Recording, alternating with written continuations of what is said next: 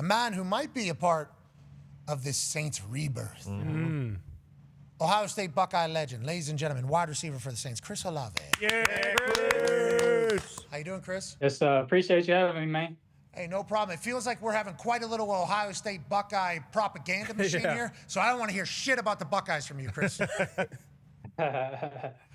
How are they going to be this year? How are you doing, brother? Congratulations on the new deal. The Ohio State Buckeyes, #1 team in the country. And the New Orleans Saints, from outside looking in, vibes immaculate down there. Obviously, you just get a new deal, but another year with Kellen Moore. Tyler Shuck now, 27-year-old, second year. Can you tell me about the Saints, where you guys are, and the vibes around the locker room, not just your bank account?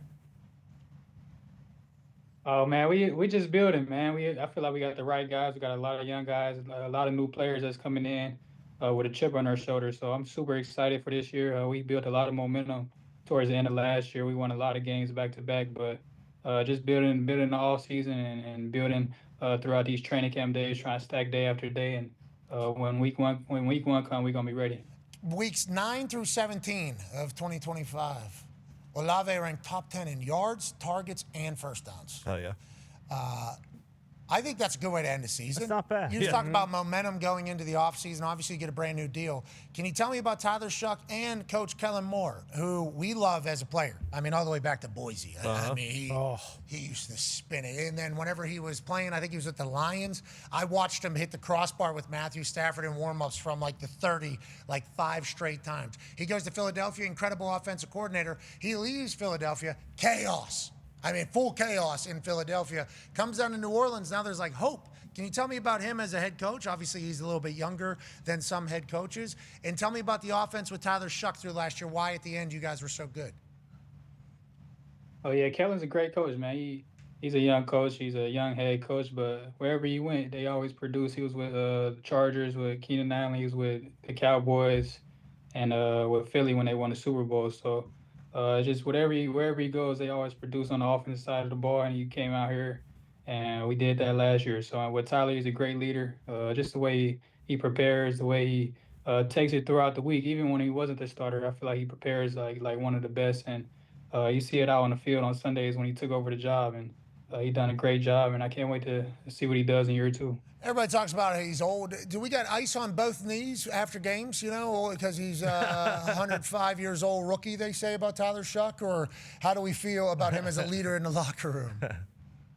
Oh, yeah, he's mature. He's beyond his years. Even as a second-year player, I feel like he's one of the best leaders I've been around. Just the way he takes advantage and takes advantage of his opportunities, the way he could lead a room, just not on the offensive side of the ball, but just the whole team. I feel like that's one of his best characteristics, is being a leader and taking advantage and taking lead of the room. God forbid, white boy gets a little motion too. Shuck can move a little bit as well. Just around the whole offense, I feel like it's going to be great for us. I love your offense. You said ETN. Is that what you said? Yeah, that's what I call him. Yeah, us too. Yeah, all right, fine. Us too. I call him HN Jr. Yeah, I don't know what to call him. I don't know what to call him. And I'm telling you, you threw me quite a wrench right there. Because I was grandstanding on how good of a human I was when I was like, HN, he's down there now because that's what he told us to do. And then we got a teammate in the locker room with him who's saying, ETN's still doing it. I'm like, damn. But maybe we're vastly different than him. Yeah, he's much closer. You know. Yeah, that's like my friends call me. Exactly. Yeah. So we're probably And new right. teammates too, though. So maybe coming out of training camp. Oh, maybe Olave's kind of bullying this guy. Oh yeah, first year bully. I didn't even think about that. Welcome to the team. I'm not calling you by your name. Yeah, we call Bruce still. Yeah, I like that he's doing that. Just gets a $100-some million deal too. Yeah. I'll call you whatever I want. I like that, Chris. I like what you're doing, dude. Make him earn it down there. Yeah, you know, make him earn it down there. AK sticking around feels like a huge deal. And he was chit-chatting about, you know, like people are thinking that he wanted to go maybe ring chase. He wanted to kind of get out of there.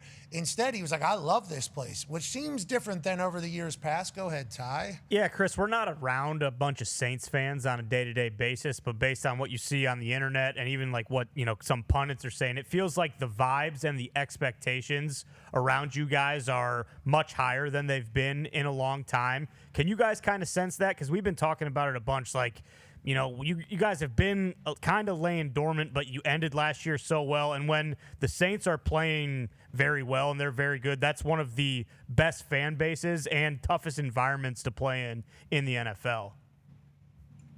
Oh yeah, man, it's super exciting when we're winning. But yeah, we got one of the best fan bases. I feel like at the beginning of the year, when his first couple games, I feel like the stadium was rocking. Especially when defense out there third down. But like I said, like you guys said, the energy around the energy around the Saints right now, even in the building, I feel like going out to practice every day, the energy's there, the competition's there. Just friendly competition, just to get better. I feel like we got a lot of young guys, like I said, with a chip on their shoulders. And just from the top to the bottom, Kellen Moore sets a great example, and our best players come out there ready to compete. So I feel like it's a standard around here and the culture that they built. And like I said, we're ready to go out there and compete week 1.